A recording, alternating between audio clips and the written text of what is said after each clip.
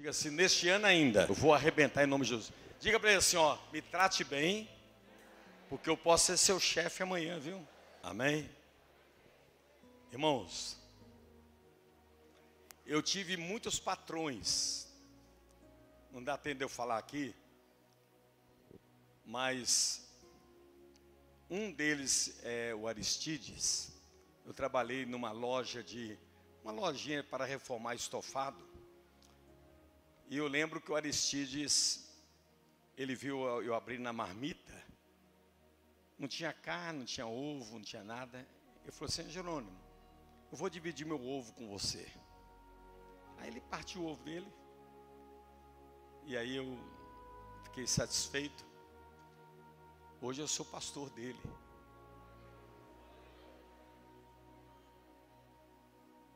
Me trate bem, porque eu posso ser seu chefe amanhã.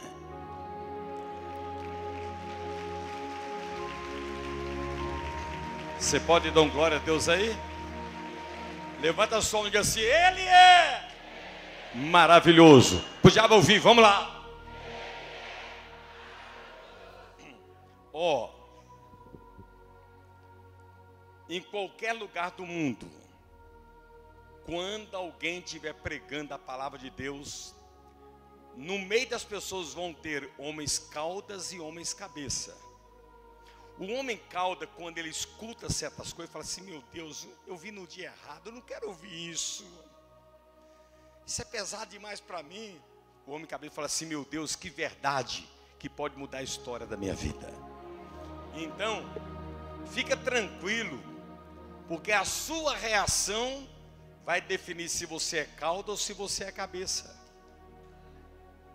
Diante do que eu vou pregar hoje. Está ouvindo o que eu estou falando? Eu quero revelar à igreja um mistério muito forte, baseado em Mateus, verso 13:44. Antes de colocar, só um minutinho. Levanta a cabeça. Jesus, ele fala de uma parábola. A parábola do tesouro escondido. A parábola do tesouro escondido. E é uma parábola pequenininha que ali tem um mistério que somente o homem cabeça entende ele. O homem cauda fica até assustado. Resumindo,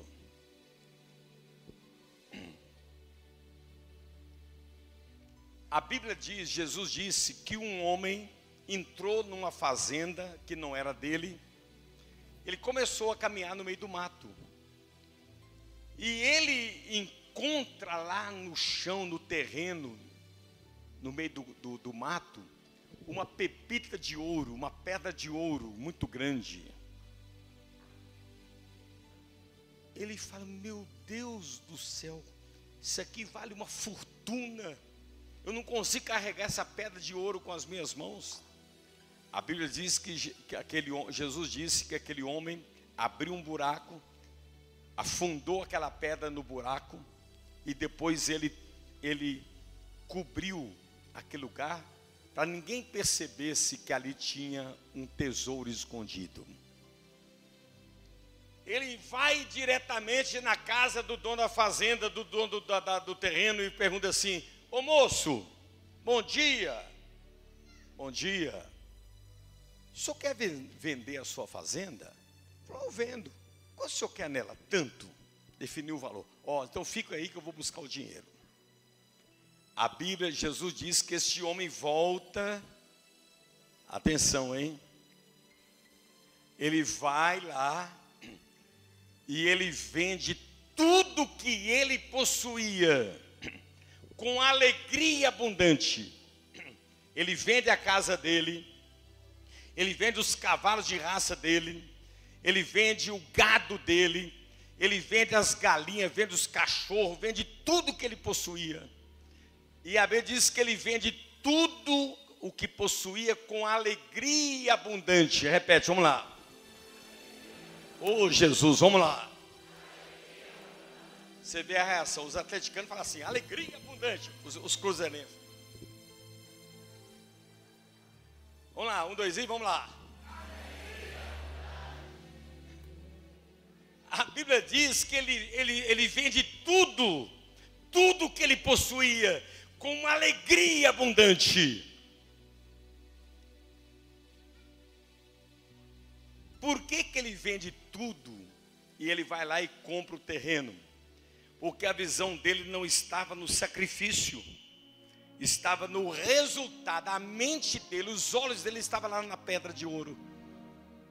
Então ele não quis nem saber. Você está vendendo casa, carro, só não vendia mulher porque não tinha jeito, ninguém queria pagar nada por ela. Mas ele vendeu tudo que ele possuía, porque a visão dele não estava no sacrifício, estava no resultado do sacrifício. Dá um grito de glória. O homem cauda, a visão dele está no sacrifício, mas o homem cabeça, a visão dele está no resultado do sacrifício. A figueira estéril, a visão dela está no sacrifício, mas o ramo frutífero, a visão dele está no resultado do sacrifício. Abinadab, a visão dele está fixada no sacrifício. Obed-edom está no resultado do sacrifício. Por isso que eu e você, olha aqui nos meus olhos, nós dois, eu particularmente fico pensando, como que Abel pega o seu único cordeirinho e coloca no altar de sacrifício com alegria abundante? Como que Abraão, ele pega Isaac, o seu único filho, e com alegria abundante ele sobe no Monte Moriá para sacrificá-lo? Eu disse, o que esses homens têm que eu não tenho? Por que eles fazem o sacrifício com alegria abundante? Porque a visão dos homens da Bíblia nunca esteve no sacrifício. A visão deles estava no resultado do sacrifício. Dá um grito de aleluia. A visão deles estava no resultado do sacrifício. Você não consegue entender. Deixa eu mastigar aqui como para criança entender. Essa semana eu falei para algumas pessoas que eu fiquei 10 anos sem ir na praia na minha juventude. Cada ano eu construí uma laje da escola de ministério. Porque a minha visão não estava no sacrifício. Eu abrindo mão de passeio, de tudo. Porque eu falei, se eu gastar numa praia 5 mil reais, já dá para me comprar cimento, areia. Então, eu fiquei 10 anos abrindo mão, sacrificando, mas a minha visão não estava no sacrifício, estava no prédio pronto. No prédio pronto, dá um grito de glória. Oh Jesus, vou puxar a sua orelha agora. Não pense você, qualquer sonho que você quiser implantar, qualquer projeto que você quiser realizar, você não tem que olhar para o sacrifício. Vai ter que sacrificar muitas coisas, vai ter que abrir mão de muitas coisas. Mas se os seus olhos estiverem no sacrifício, você não chega lá. Mas se os seus olhos estiverem no resultado do sacrifício, você vai arrebentar no nome de Jesus.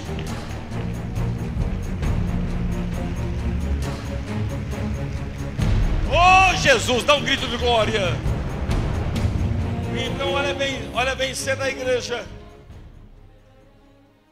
Quem tem sonho de construir uma casa um dia, levanta a mão. Pois é. Você tem que sacrificar. Você tem que parar de tomar café com leite, tomar só cafezinho, sem açúcar, para diminuir a despesa. Você quer montar um negócio, você quer montar uma empresa, um pequeno negócio, você tem que estar preparado para sacrificar. Abrir mão de muita coisa. Porque os seus olhos têm que estar no resultado do sacrifício.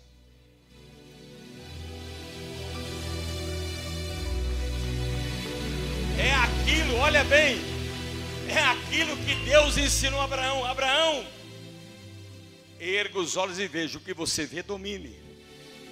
E Deus ensinou a Abraão a ver o que não existia.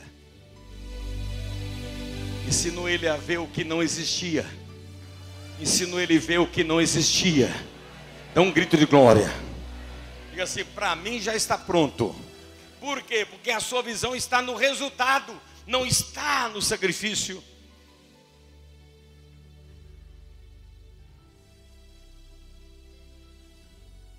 Então olha aqui nos meus olhos.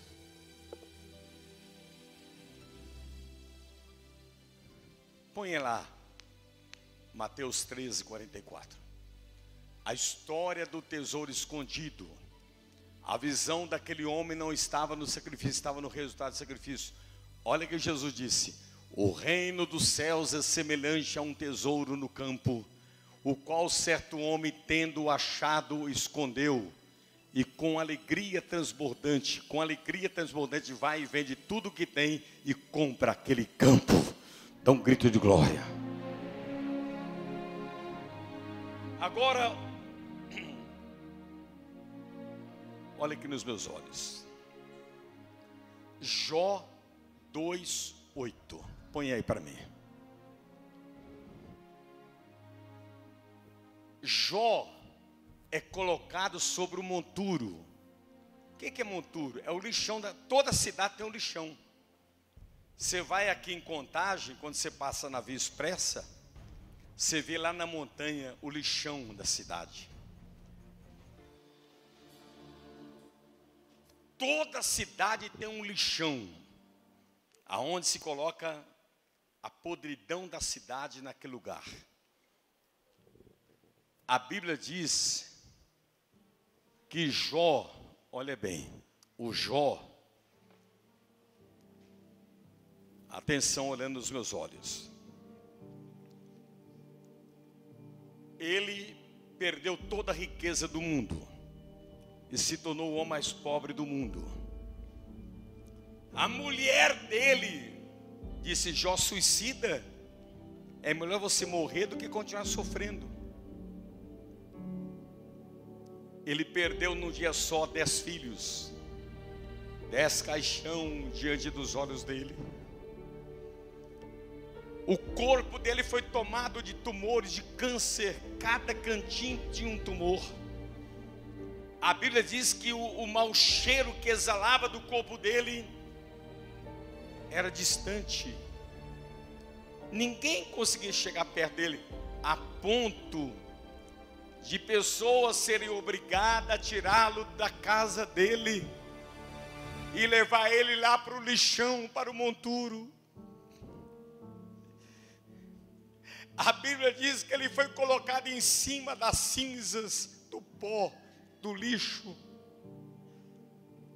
E a Bíblia diz que quando ele estava sentado lá no lixão, no lixo, no pó, cheio de tumores, 10 filhos mortos, abandonado pela mulher, perdeu toda a riqueza que ele tinha. A Bíblia diz que ele pegava um caco de telha,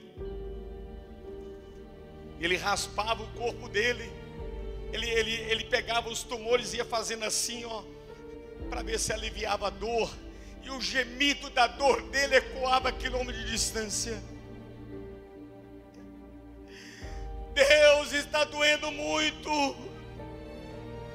Ele sentia a dor da solidão, a dor do desprezo, a dor da doença, a dor da morte de filhos queridos, a dor de perder a riqueza dele. Eram dores diferentes. Ele sentia todo tipo de dor, solidão, abandono, dele ser considerado lixo, de ser colocado no lixão da cidade. A Bíblia diz que o gemido de dor dele ecoava quilômetros de distância. Mas eu quero fazer um parênteses para você. No lixão, no pó, nas cinzas, ele surpreendeu Deus dizendo: Senhor, Deus me deu, Deus tirou, bendito seja o teu nome. Senhor, no meio do lixo, do sofrimento, ele disse: mesmo que o Senhor me mate, eu continuarei confiando no Senhor. Ele disse: eu sei que o meu Redentor vive. Ele lá no pó, no lixo, ele disse: quando alguém disser para mim para baixo, eu vou gritar bem alto para cima. E lá no lixão, no monturo, na cinza, no pó, ele disse: perante Deus, até a tristeza salta de alegria. Perante Deus, até a tristeza salta de alegria. Abra sua boca e dá um grito de glória. Você da igreja, não é a minha pregação de hoje, mas eu quero chamar a sua atenção. Por muito menos você tem vivido reclamando todo dia. Por muito menos você tem baixado a cabeça e se entregado ao seu sofrimento. Mas Deus te trouxe aqui nessa noite para dizer: perante Deus até a tristeza salta de alegria. Quando alguém disser para baixo, grite bem alto para cima. Dá um grito de glória. E aí, olha bem,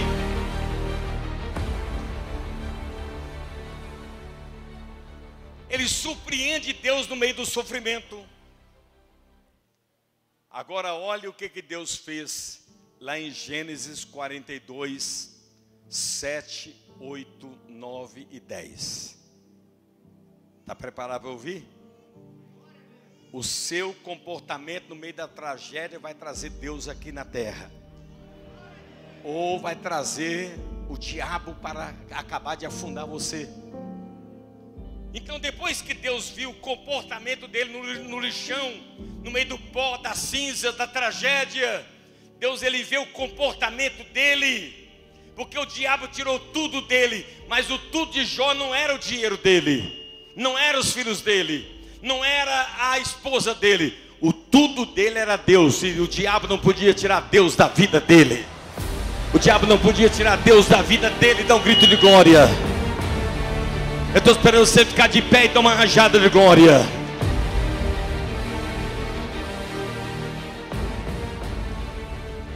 Pode sentar. Aí o Jó está lá no monturo, no lixão, só falando coisas que pudesse agradar a Deus e arrebentar com o diabo. Olha o que Deus faz em Jó 42, do verso 7 em diante. Deus visita 3 amigos. Vem cá, 3 amigos. E Deus fala assim: vocês são amigos de Jó? Sim. Sim. Sim. Sim. Vocês vão dar um presente para ele. Pega 7 novilhos, 7 bois e 7 cordeiros, e ele está lá no lixão.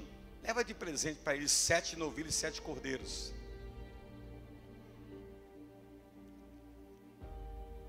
Sim, Senhor. Sim, Senhor. Sim, Senhor. Sim, Senhor. Aí os 3 amigos pegaram 7 cordeiros, 7 novilhos, bois. Aqui, ó. Fica longe porque o mau cheiro dele é muito grande.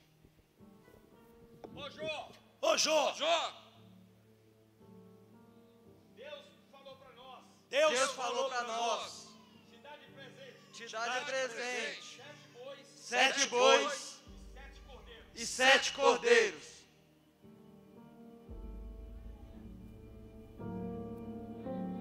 Olha a cabeça de um homem, a mente de um homem cabeça.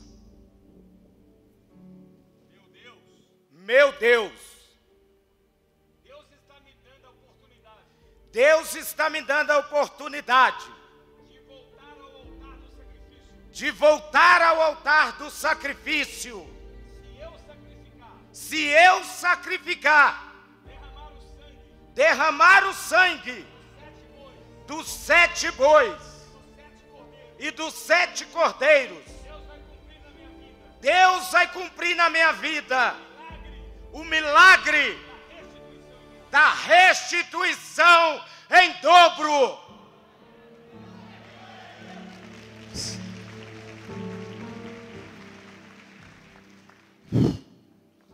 Aí entregou para o Jó, talvez os bois e os cordeiros, tudo amarrado em laços. Ele pegou o laço dos 14 animais, e a Bíblia diz que ele se arrastando, no meio do sofrimento, no meio da dor, no meio da lágrima, ele caminha para o altar do sacrifício.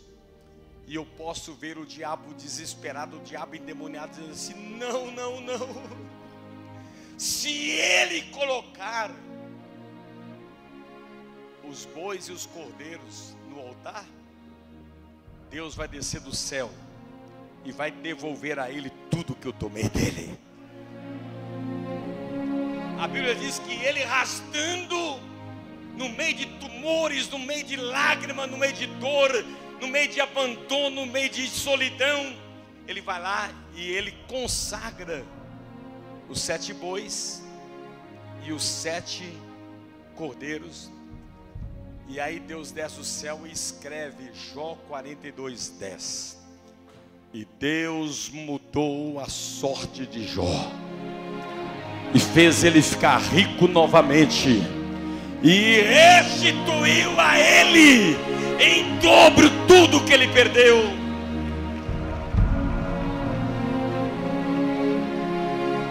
E restituiu a ele em dobro tudo que ele perdeu. Olha bem, olha que coisa impressionante. O homem cauda poderia, se Jó fosse cauda, ele pegaria 7 bois, 7 cordeiros, e ele diz assim: Vou começar agora com isso. É uma ideia, mas a visão dele não estava no sacrifício, estava na restituição.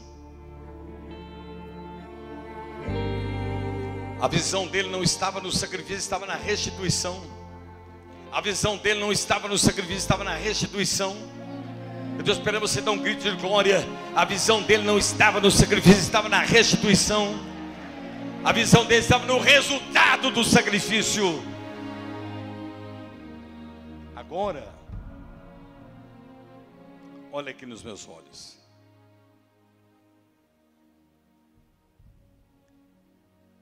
A Bíblia diz em João 3,16: Deus amou o mundo de tal maneira que Ele deu o seu Filho unigênito, para que todo aquele que nele crê não pereça, mas tenha vida eterna. Ou seja, no Velho Testamento, Deus nunca chamou homem nenhum de filho, chamava de amigo, de servo. Moisés, servo de Deus. Abraão, amigo de Deus. Deus nunca chamou ninguém no Velho Testamento de filho, porque Deus só tinha um filho, Jesus. Ele disse: meu filho unigênito, o único filho que eu tenho.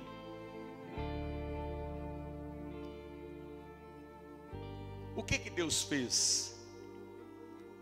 Ele entrega o seu filho unigênito na cruz.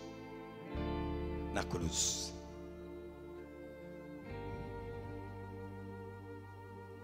E a Bíblia diz que quando os pregos entravam nas mãos de Jesus, o prego entrava nos pés, peito rasgado, coroa de espinhos, 70 chibatadas, com ponta de ferro, arrancando a carne do corpo dele, cusparada na cara. A Bíblia diz que Deus virou as costas para o sacrifício, a ponto de Jesus dizer: Senhor, meu Pai, por que o Senhor não olha para mim? Por que o Senhor me abandonou? Sabe por quê? Se Deus olhasse para o sacrifício, Deus, como Pai, não ia aguentar, ia lá e tirava ele de lá. Se Deus, Ele olhasse para os pregos nas mãos, para a coroa de espinhos, para o prego nos pés, para o peito rasgado, para a cusparada na cara, para as 70 chibatadas, Ele jamais, como Pai, Ele ia lá e dizer: nada, não vai fazer isso com meu filho. Mas os olhos dele não estavam no sacrifício. Quando ele virou as costas para a cruz, ele estava vendo o quê? O resultado do sacrifício. Não entendeu não? Vou mastigar para você. Ali ele disse: eu estou mudando. João 3,16. Eu vou tirar o unigênito e colocarei primogênito, o primeiro de milhares. O primeiro de milhares. O primeiro de milhares. Levanta a cadeira e dá um grito de glória. Balança a cabeça, tira o pé do chão. Você é resultado do sacrifício. Você é resultado do sacrifício. Senta aí, igreja. Por que Deus ele tira os olhos do sacrifício? Porque os olhos dele estavam no resultado. Ele dizia assim: eu vou deixar de ter um filho e eu vou ter milhares de filhos.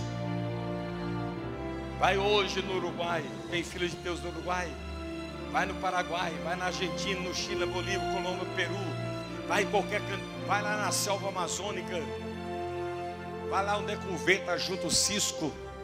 Vai em qualquer lugar da África, da Europa, da Ásia. Em qualquer lugar do mundo você vai encontrar alguém dizendo: eu amo Jesus. Por que, meu pai? Por que 3 horas da manhã eu faço questão de dizer: Senhor, obrigado por poder chamá-lo de pai? Por que eu tenho esse privilégio de dizer: Deus é meu pai, sou filho dele? Porque ele tirou os olhos do sacrifício. E quando ele tira os olhos, ele olha e diz assim: o Jerônimo também será o meu filho. E Jesus, ele vai deixar de ser o unigênito para ser o primogênito, o primeiro de milhares. O primeiro de milhares, o primeiro de milhares. Quando Jesus, Deus vira as costas para o sacrifício, ele estava olhando para você. Estava olhando para você. Ele estava olhando, você é resultado do sacrifício.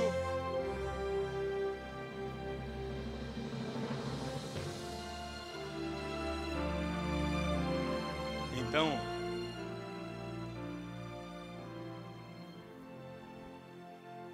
olha aqui nos meus olhos. O homem cauda a figueira estéril. Ele não tira os olhos do sacrifício, porque ele não consegue enxergar o resultado do sacrifício. Por isso que a Bíblia fala que o sacrifício é uma semente que vai gerar o milagre que você precisa.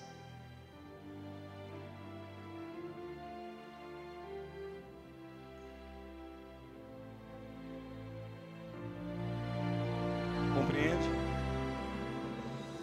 Quem é que faz o voto? Quem consegue enxergar o resultado do sacrifício. Quem olha para o sacrifício não faz voto. Ele quebra o voto, ele não consegue obedecer a Deus. Então essa palavra, ela é libertadora. Oh Jesus, essa palavra, ela é libertadora. Diga assim: tirando os olhos do sacrifício e olhando o resultado do sacrifício.